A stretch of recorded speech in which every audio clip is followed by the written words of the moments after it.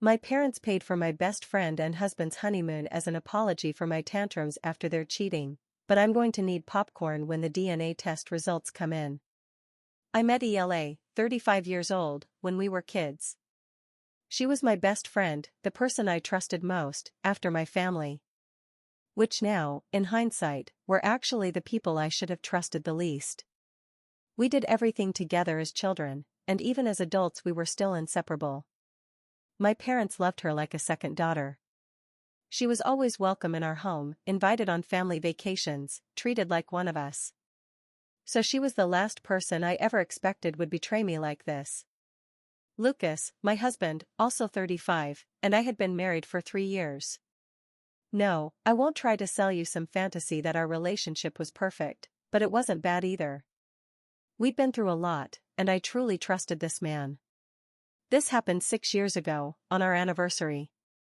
It was always a special day for us, and that year, I had planned a beautiful celebration. I spent a whole week organizing every little detail so everything would be perfect. It was meant to be an intimate dinner for just the two of us. She showed up at the anniversary dinner uninvited. She walked into the restaurant and, in front of all the guests and waiters, announced that she had been sleeping with Lucas for a year. I looked at Lucas, waiting for him to deny it, to say she was crazy or something, but he just stood there in silence, guilt written all over his face, confirming everything without saying a word. The betrayal wasn't just that she had taken my husband. It was that she chose my anniversary to tell me. When I finally had the strength to leave the restaurant, I thought my parents would take my side. I expected comfort, outrage, support. Instead, they greeted me with disappointment, not at Lucas or Ela, but at me. They excused Ela, saying she was always impulsive, that she didn't mean to hurt me. They even defended Lucas, saying men make mistakes, that it's natural. I was completely alone. My husband had betrayed me. My best friend had betrayed me. And my parents were minimizing it and defending them. And the worst part? My parents paid for Ela and Lucas's honeymoon, as an apology for what they called my tantrums and my lack of maturity in dealing with the situation. They gifted them an all-expenses-paid trip to Europe, treating them like newlyweds, while I had just gone through a divorce. It was one of the cruelest things that could have happened to me. My own parents chose Ela over me.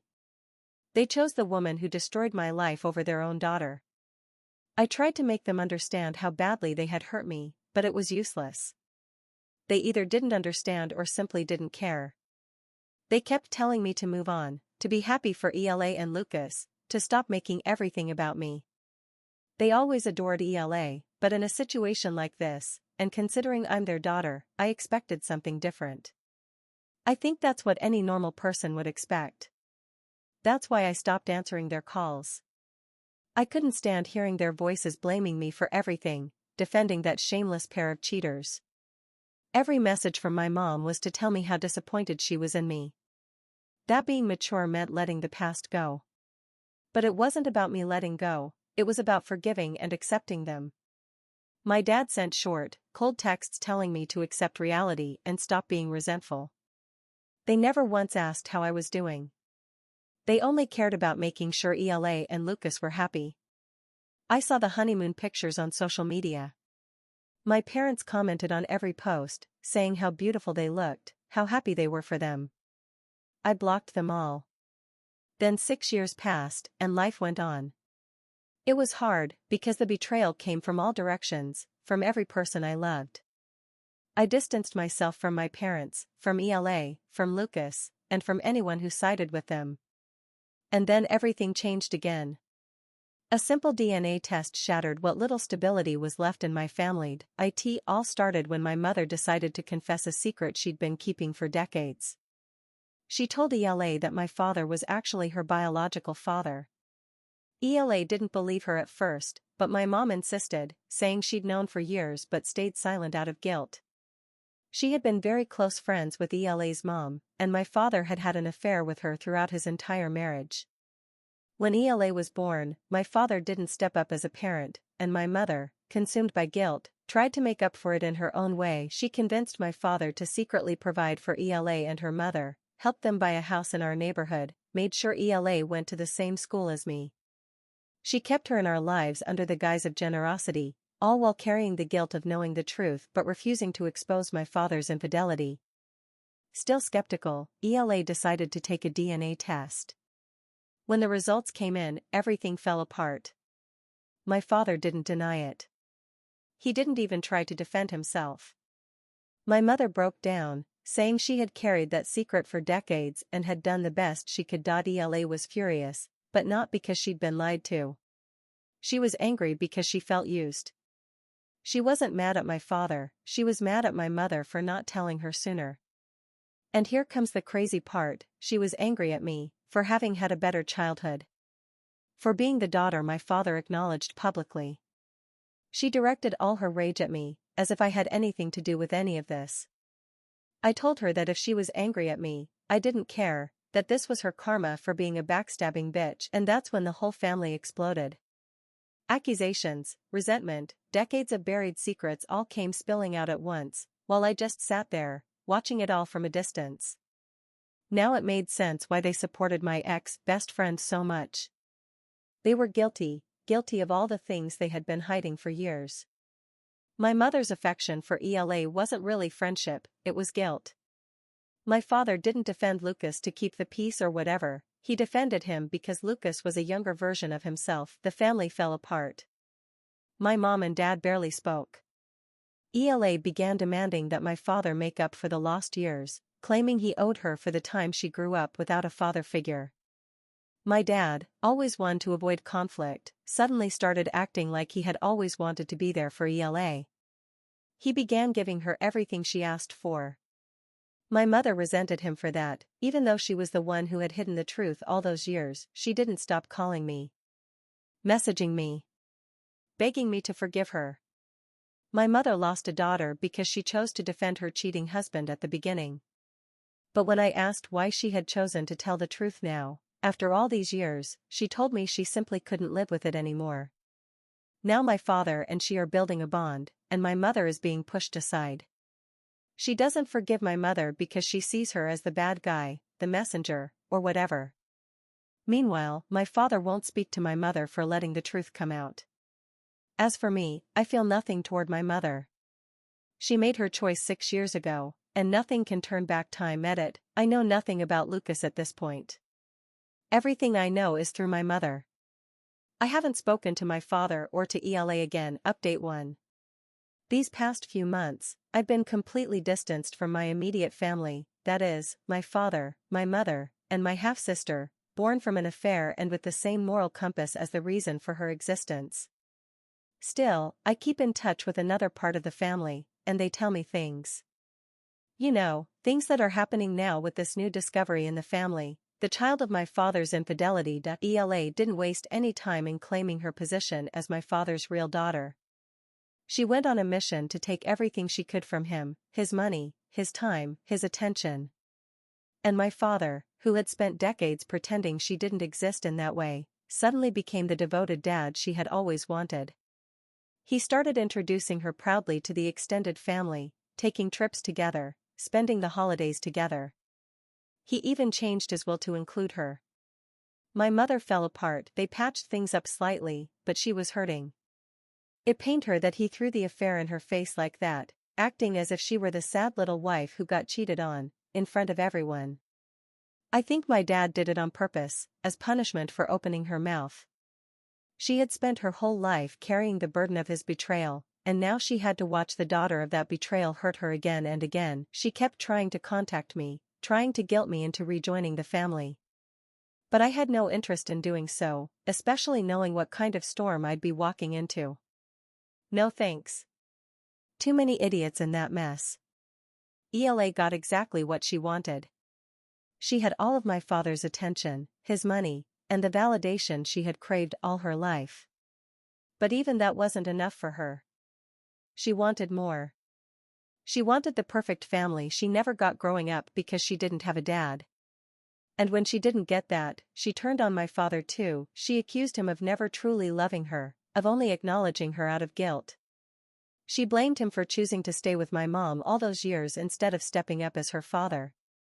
In her eyes, my father should have left my mom and built a family with her mom. She also wanted revenge, and she got it. She told my mom every detail of the affair, every lie he told, every promise he made to her mom, all things she learned after confronting her own mother. She painted a picture of a man who had never really been loyal to anyone. And my mom, already broken, completely collapsed, but the destruction didn't stop there. My father, feeling betrayed by Ela's accusations, cut her off completely. The same woman he had bent over backward for, the daughter he had finally acknowledged, became just another person who turned on him. If our family had a motto, it would be, loyalty is optional, betrayal comes first. He revoked the changes in the will and stopped speaking to her entirely. She, furious, turned her anger toward both parents. She blamed my dad for ignoring her mom for settling for so little, and of course, my mom, because she's the family's favorite punching bag. She's blamed me too, although I'm not even sure for what. But I don't care, because that family is no longer mine. She even went so far as to blame her husband, saying he must have liked being with both sisters or something, that's why he was with both of us. I don't even know what to say to that. If you married your best friend's husband, you didn't exactly buy yourself a bundle of morals. The extended family doesn't know what side to take in all this. Some have asked me for my opinion. My answer? I'm not getting involved. Some support my mom, saying she's already been humiliated enough and deserves better. Others feel sorry for my dad, arguing he tried to be a father to both daughters, even if the situation was far from ideal. And then there are those who side with Ela, believing she was robbed of the life she should have had. Looking back now, everything they did 6 years ago, the betrayal, the distance they forced me to create, ended up being a blessing in disguise. I'm watching all of this unfold from the outside, and even though they try to drag me back in, it's like they're thinking, no, you should be suffering with us too. But I'm doing just fine, watching them all burn. Ela tried to reach out to me too. She sent me messages, trying to convince me that both of us were victims of my father's selfishness. But one of my replies to her attempts was, I was a victim of you and my parents. But you? You're just getting karma for sharing my husband. If she thinks I'm going to feel sorry for her or be like my mom, she's wrong. She's alone in this. As for my ex-husband, I don't think he's someone anyone should trust. And my father? He never once reached out. Not a single message. He just moved on with his life. And honestly? Good. At least he's not trying to dump his guilt on me too. That's probably the most responsible thing he's done in a long time. Update 2. Yes, I got married. After all these years, I think I deserve to be happy again.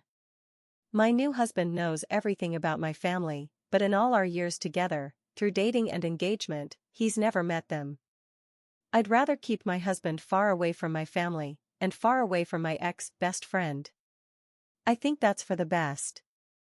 But a few weeks ago, I heard from my mother again. I guess she found out I was getting married. I suppose someone must have told her, though honestly, I have no idea who, because I never wanted to share that news with her. I didn't want any drama just days before my wedding.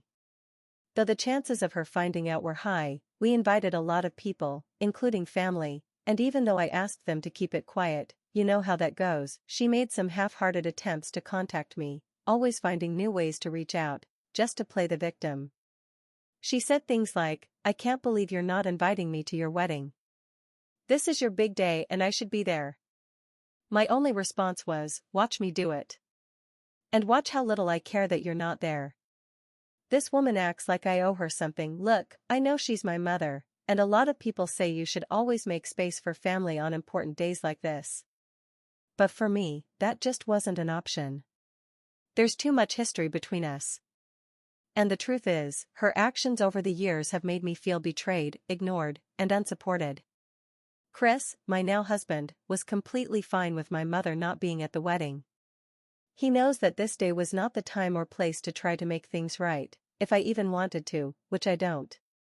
So, no drama, and no relatives I hate. Perfect. But my mother doesn't understand what no means. The day of the wedding came and everything was going beautifully. The ceremony was perfect. The reception was exactly how we had dreamed it. I was surrounded by the people I actually wanted there. But right in the middle of everything, my mother showed up. She tried to get past the security guard at the entrance, and when he stopped her, she started causing a scene. She screamed, cried, even tried to emotionally manipulate him into letting her in, saying she was the mother of the bride and she couldn't miss her daughter's big day. The poor guard didn't know what to do other than tell her, if she wasn't on the list, she couldn't enter. I could hear it all from inside the hall. I went to the entrance with my husband, and there she was. At this point, I hadn't seen her in a long time, so she looked different to me. In the end, we had to call the police because she refused to leave, and she was finally escorted off the premises. After that, I just wanted to move on. The day didn't go exactly as I had hoped, but I did my best to enjoy it. I wanted to forget the drama and focus on my new life with Chris. But it didn't end there. Chris was exhausted from everything that had happened, but eventually we managed to get on the plane and leave for our honeymoon. Chris and I had been looking forward to that trip more than anything. It was our moment to relax and begin this new chapter as a married couple. But my mother wasn't done. Oh no. While we were on our honeymoon, she didn't waste a single second. She spent the entire week talking to people, complaining that I didn't let her into the wedding. Telling them I was a horrible person for not having my own mother at my wedding. Saying I wasn't trustworthy, because no decent person would do that. I got some messages from people telling me about it, and my answer was always, don't bother me. I'm on my honeymoon. I don't know what my mother wants. If she's looking for a daughter, she should go adopt the result of her husband's affair, the one she treated more like a daughter than her actual child. She showed me the kind of mother she was when she defended his infidelity instead of me. And she did it again when she chose to forgive her husband and put the daughter of the affair above her own daughter. Now I'm back from my honeymoon. And if she thinks that after everything she did, I'm going to give her another chance, she's very, very wrong. I think I'll spend the rest of my life hating her. Just like I will with my father and ELA. Maybe not actively hating them, but keeping them as far away from me as possible. And speaking of her, she's getting divorced. I can't tell you much more than that, because I honestly don't know anything else. It's all still pretty new, so I won't have more details for a while. Update 3. My mother filed for divorce from my father. And to be honest, I didn't see it coming. They had had plenty of problems over the years, but I truly thought she would stay in that marriage forever. I mean, this woman forgave him for cheating on her with her best friend. She brought the mistress and the daughter of that affair into our lives. She even got me to become best friends with her. The only thing left would have been to help him bury a body in the woods in the middle of the night to prove her undying loyalty and devotion. But relationships are messy, and maybe she just reached the point where everything collapses and you can no longer pretend things are fine. My mother was unhappy for a long time, but I never thought she'd actually do something about it. After she filed for divorce, she left the house. At first, I didn't know where she was staying, but eventually, I found out she was living in a motel. From what I know, she had no plan, no money, no place to go. All her things were still at the house and she was living with the bare minimum. Until she showed up at my place. With one suitcase, claiming it was all she had. She wanted to tell me that she'd left my father, that she'd walked away from my half-sister, and that now was the time for us to reconnect. That we were both hurt by the same people and needed to be strong together. I told her what we really needed was for her to leave, or I'd call the police. Because I wasn't about to play team with her. I'd rather be alone than badly accompanied. She didn't take that well. She had clearly hoped that her grand gesture of leaving my father would win me back. It was a big gamble, and it failed. She said, "Don't you feel sorry for your mother? Who's now all alone, who has nowhere to go?" She added, "I can't afford to stay in a motel anymore. I know I've hurt you, but this could be a new beginning for us. I want to meet your husband. Maybe even your children, when they're born. I want to rebuild what your father destroyed." Those words really hit me. I was almost about to cry. Because deep down, that's all I ever wanted, a mother who acted like one. So I replied, "You can stay, while I call the police to get you out of here." A failed attempt at humanity. I don't know what part of her rotten brain made her think that just because she's suffering now, I'd accept her back. Where was she when I was suffering? Oh right, defending her cheating husband, embracing his other daughter, and rubbing it all in my face. She can take her pity somewhere else, not at my door, not in my life, and definitely not with garbage like pretending she cares about me, my husband, or my future kids. If she thinks I'll ever let her near my husband or my future family, she must have a tumor the size of a grapefruit in her brain from all the years of letting my father cheat on her. That's the only way I can explain how she thinks like this. In the end, I didn't even have to call the police. She turned around and left. I closed the door behind her, then looked through the peephole to see if she was really gone. She was. Though she turned back a couple of times, maybe hoping I'd open the door. As you already guessed, that never happened. As for my father, he's made one miserable attempt to reach out. Classic from the mom playbook.